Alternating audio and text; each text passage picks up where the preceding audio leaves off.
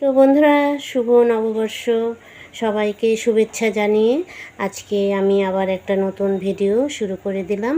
আজকে বৎসরের প্রথম দিন, তো সবাই তো আজকে ভালো মন্দ খাবে, সেই জন্য আমিও আজকে সেই রকমভাবেই সকালবেলাটা রান্না করছি।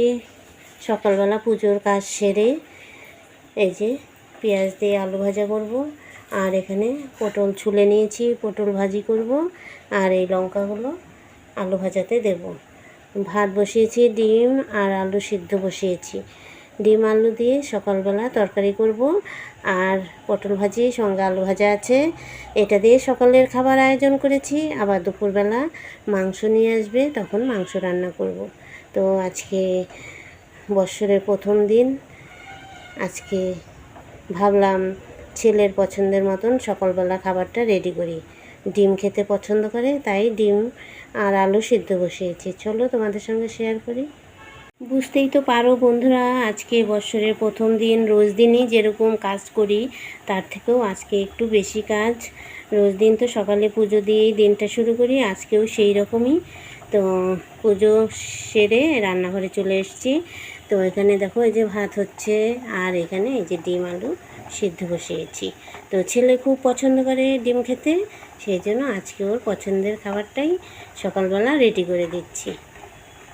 দেখো বন্ধুরা, আমি আলু ভাজা বসিয়েছি। এই যে আলুটা নামিয়ে পটলটা ভেজে নেব। তার আলু ভাজা বসিয়ে দিয়ে এই এক ফাঁকে আমি ডিম আর আলু পরিষ্কার করে ছুলে নিলাম, তোমাদের সঙ্গে শেয়ার করছি। এই দেখো, ডিম আর আলু সিদ্ধ হয়ে গেছে, ভাত নামিয়ে নিয়েছি। এখন ডিম আলু পরিষ্কার করে নিলাম, আর এখন পটল ভাজবো। আলু ভাজা নামিয়ে নিয়ে পটলটা ভাজতে বসিয়ে দেবো, তারপর ডিমের ঝোলটা রান্না করছি। দেখো বন্ধুরা, আলু ভাজা নামিয়ে পটল ভাজতে বসিয়েছি, আর পটলটা খুব আস্তে আস্তে ভাজতে হবে।